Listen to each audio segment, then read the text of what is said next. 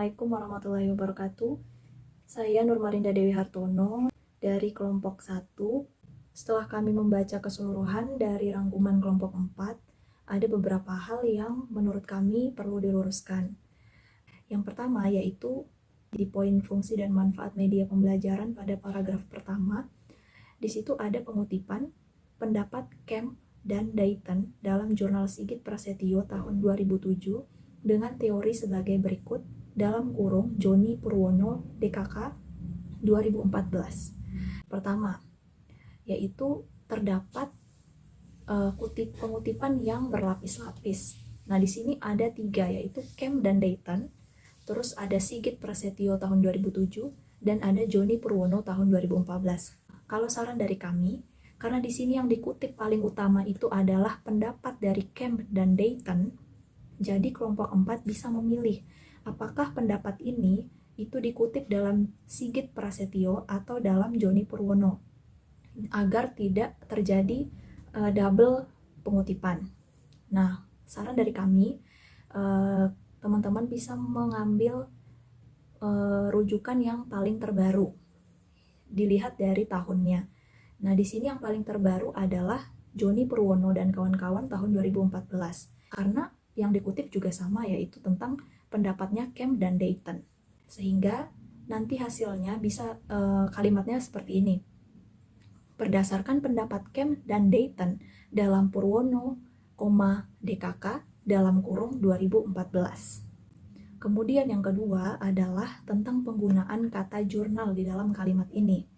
Kata jurnal di sini menurut kami itu kurang tepat, karena di samping kata jurnal ini ada nama Sigit Prasetyo. Artinya, Sigit Prasetyo ini merujuk kepada tulisan atau artikel, bukan kepada jurnal, karena terdapat perbedaan makna antara kata jurnal dan kata artikel.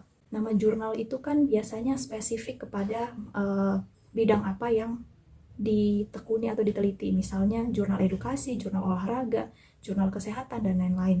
Sementara kalau nama orang atau autor itu berarti kan kita mengutip di dalam sebuah artikel. Kemudian pada paragraf yang kedua, yaitu pada rujukan yang dicantumkan seharusnya tidak menggunakan nama jurnal, melainkan artikel atau tulisan. Apabila yang ditulis itu nama orang atau penulis, yaitu Sigit Prasetyo, dan bukan nama jurnalnya, misalnya jurnal education, itu terdapat perbedaan antara artikel dan jurnal.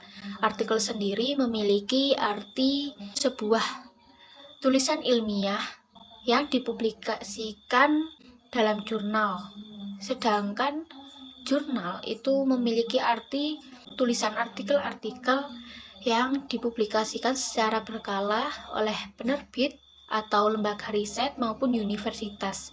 Nah, saran kami dalam penulisan tersebut, kalimat rujukan tersebut bisa diubah menjadi berdasarkan pendapat Edgar dalam Prasetyo tahun 2007.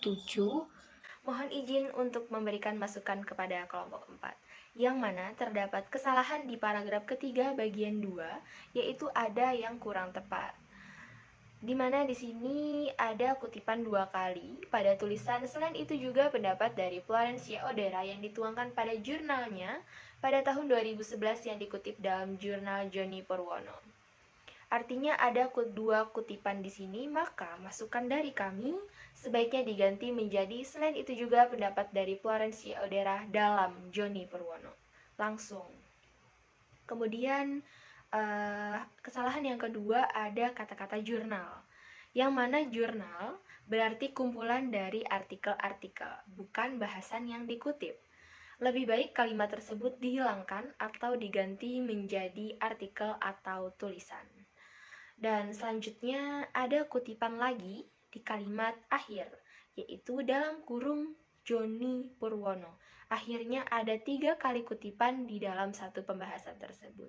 Maka di sini kami menyatakan bahwa kalimat itu perlu diperbaiki. Baik, Assalamualaikum warahmatullahi wabarakatuh. Saya perwakilan dari kelompok 1 akan menyampaikan beberapa pertanyaan mengenai hasil review kami kepada kelompok 4. Langsung saja pada pertanyaan pertama, apakah media audiovisual ini mengalami perkembangan dari yang konvensional ke yang modern. Lalu bagaimana perkembangannya hingga saat ini. Lalu pertanyaan yang kedua, apa contoh dari media audiovisual ini hanya berupa video? Jika ada, sebutkan contoh lainnya. Mengapa dalam rangkumannya itu hanya menjelaskan video saja? Lalu selanjutnya yang ketiga, bagaimana menjelaskan karakteristik media audiovisual secara umum. Kemudian bagaimana kelebihan dan kekurangan yang dimiliki pada media audiovisual. Lalu yang kelima, bagaimana cara mengembangkan media audiovisual dalam pembelajaran. Kemudian yang terakhir, apakah audiovisual diam itu sama seperti foto atau gambar biasa?